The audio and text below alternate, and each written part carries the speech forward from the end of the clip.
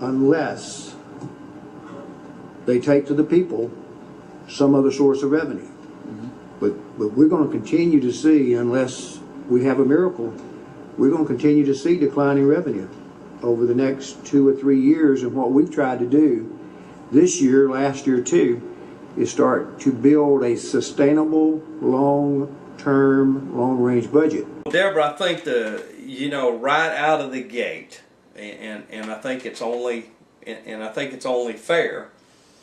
Because the sheriff was asked about 3 years ago to consider the number of employees that he had, and it was pointed out to the sheriff that in a 3-year period, about somewhere in the neighborhood of about 80 positions had been added. Yes. And the commission has kind of made it very clear he's asked to keep the $1.5 million. And they have now told him at 2 county commission meetings and a budget hearing that we won't consider, there will not be a vote on you keeping the $1.5 million until you have an attrition plan in writing handed to us. And, I got to say this, Deborah.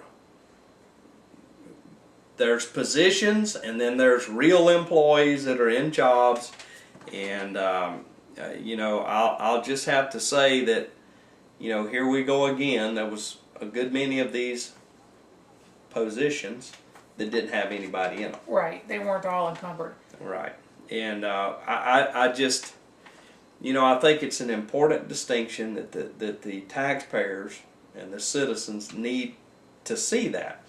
Is because it has zero effect on your budget if there's not a person in that position. Now what they say is, oh well, we allotted money in the beginning of the year for that position, and I disagree with that completely.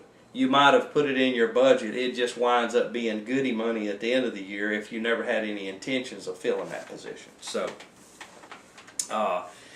what are we looking at? Since 2006, 2007, the sheriff has eliminated about 47 positions, of which, what we figure, 12 or 13 maybe? Were encumbered. We don't have the exact numbers on how many of those were encumbered. Certainly a far smaller number than the total number of positions that have been eliminated.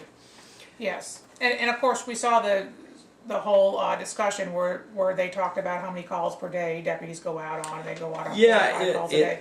It was that was interesting, and I think that's a very good point to make, because you and I have been through a lot of the budget hearings and where we, it's interesting how the change of topic, it changes every year. One year we're really focused in on how many deputies we should have per population. Right. That's the driving argument. Right. We've looked across the state, and you should have 2 deputies per 1,000. And then the next year, it's like the flavor of the month club. We pick a different target area. To me, this is the first time I've heard about the calls per day, but the sheriff's own numbers indicate that a deputy in an 8-hour shift receives on average 5.2 calls a day.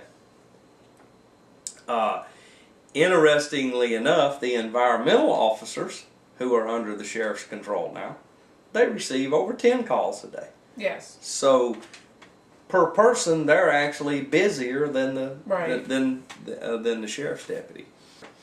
Now, one thing, and certainly it's generated a lot of discussion, and there's certainly a lot of opinions about it, but it's the school resource officer. Yes.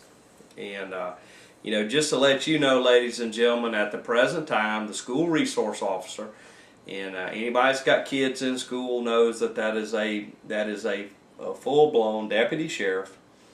He is driving. He or she is driving a full patrol car or SUV. Right. With fully equipped out. Those costs are split between the county and the school board in half. And Commissioner Lynchard asked a very good question. He wanted to know, what are they doing?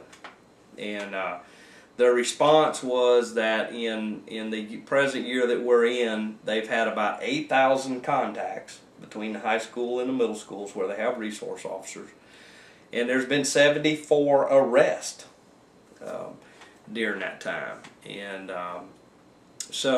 and the county commission's wish to the sheriff was that he go to the school board and say, you're going to have to take the total cost. Right. And I think it's safe to say parents probably don't want to see that go away. Right. As you know, I spent a lot of time up there and have for the last 7 or 8 years. Personally, I do see the impact. Now, I do question whether or not they need a full-blown cruiser for what they're doing. They're actually scheduled, school 8 hours a day at the school Monday through Friday, and I think maybe we could economize on what they're driving. Now, one other clip that we need to talk about a little bit is, our friend the Republican, Commissioner Salter. This will be the third time publicly in this budget season that he has suggested higher taxes for our citizens. I can tell you this, ladies and gentlemen, in Commissioner Salter's career, he's tried to increase your taxes 5 times, ladies and gentlemen, 5. Either millage rate increases or higher taxes. In this budget year alone, we have watched him try 3 times to get somebody with him to increase a 2.5% increase in your taxes. Consumer Price Index, that's the reference there. Right. And his quote, which I love, take to the people asking for some other source of revenue. Well, I just have to take a moment, look in the camera, and Commissioner Salter, the people have told you repeatedly that they are not going to pay higher taxes. They told you in Amendment 1, they told you in a sales tax 2 times, and 2 times when you tried to increase the millage rate, the room was full of folks telling you. I don't know if you're having trouble hearing them. I can tell you that higher taxes have been soundly defeated over and over and over, and I just don't understand why a Republican. I don't think they're going to try to push that this year. I don't foresee that. Yeah, and just one final thought to my Republicans, the ones that represent them as Republicans and all of the many organizations that we have. I just have to tell you, anybody, I don't care who it is, anybody who keeps coming in suggesting that higher taxes is the way to go, I'm just at a loss as to why they get the floor at our meeting. Well, you pose that as if liberals somehow want to see money wasted. Well, yeah, but that's not a liberal position. Let's go waste some money. But when you go to your Green Party meeting, there's only 3 people there, so you don't have a lot of people to argue with there. That's true. All right, ladies and We don't gentlemen, argue. we hope you've enjoyed the show. I'm Jerry Cooey. I'm Deborah Nelson. Good night.